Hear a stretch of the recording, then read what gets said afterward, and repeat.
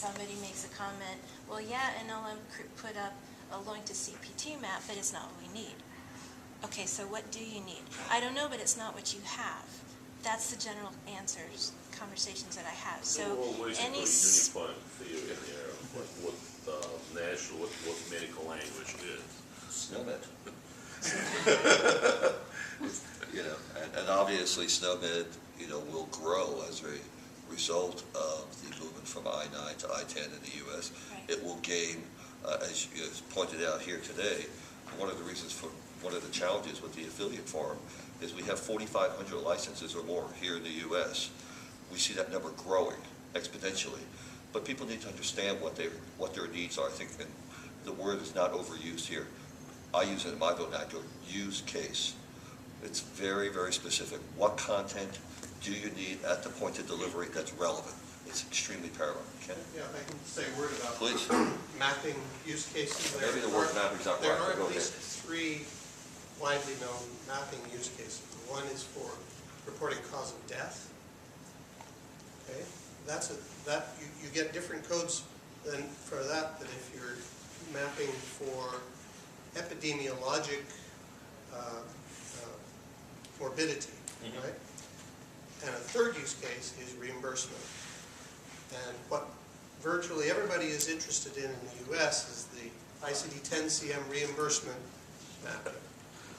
Okay. The others you can probably do okay with, you know, some of the UMLS CUI mappings, but an ICD-10-CM reimbursement use case, not done yet, and that's the one that's to be developed. Yeah. And that's part of why on my slide about the 10CM map, I said we're working to identify a CMS representative who will be at the table for the development of that map.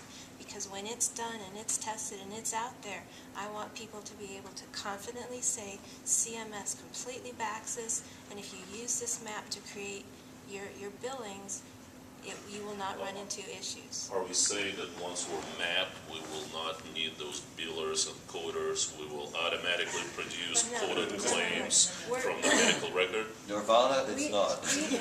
We are creating a tool that you can insert into your system that will aid your coders. It's not to replace them.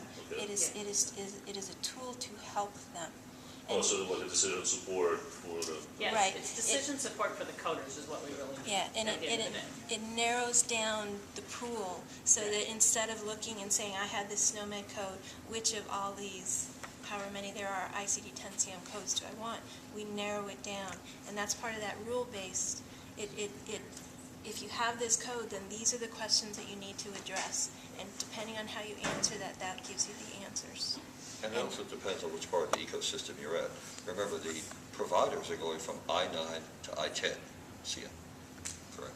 I just wanted to make sure the CM is, and the payers are going from I-10 back to I-9 because their systems aren't quite ready yet.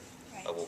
And so as a result, they're having to kind of do retrospect, and they're going to be doing this for a number of years because they didn't really think ICD-10-CM was actually going to as a happen. provider, I will submit my ICD-10 coded claims, and they will reconvert it back into the 9 and pay Some of them. For a while. Some of them. Some of them. But for a while, it's going to be that way.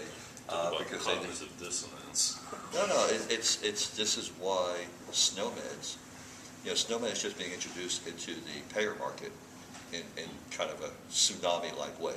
For years, they were just getting a code, they knew what it meant, they had all their systems and they processed it. Now, SNOMED plays a very relevant part where it hasn't, in the whole convergence of ICD-10-CM to SNOMED and back and forth. Because the little information that they actually, an insurance company or a payer get, they actually need that SNOMED code to kind of give them more granular information to make sure it's the right 10 code. So in place of a look at the actual medical record, they will get few SNOMED codes that will describe what actually happened. And it's a whole evolution because what's going to happen is the knowledge of SNOMED is going to become a bigger requirement than it currently has been. It's not just going to be a number and a digit, it's going to be a descriptor, and it's going to play a much more important role. There's a new EDI standard coming up, 5010, for submit claims. Is there a place in it for SNOMED code? Yes, there is. There is? Yeah, of course there is. Oh, because that's just electronic transformation into the EDI, and CMS and others require it, was it back in 2012, January, but most organizations are starting their testing in the next couple of months, and that's the electronic transformation. So there is actually place on HIMSS transaction to report That's SNOMED correct. code? That's correct. I've learned, understood. Yeah. To show that we are conscious of your time, probably want to close off with two remarks. Again, thanking the speakers for their again, I had an applause that for all the speakers again, and also for Mark Horowitz organizing as chair of the affiliate forum this particular session.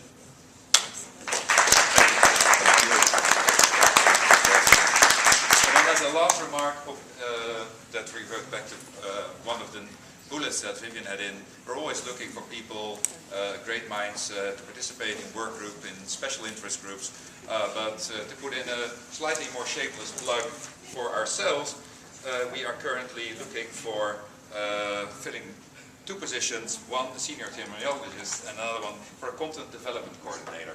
So if you know people that could play a role in that or are interested yourself, please talk to Ken Speckman here, because he has all the details about these functions. Thank you very much for coming, and hope to see you again.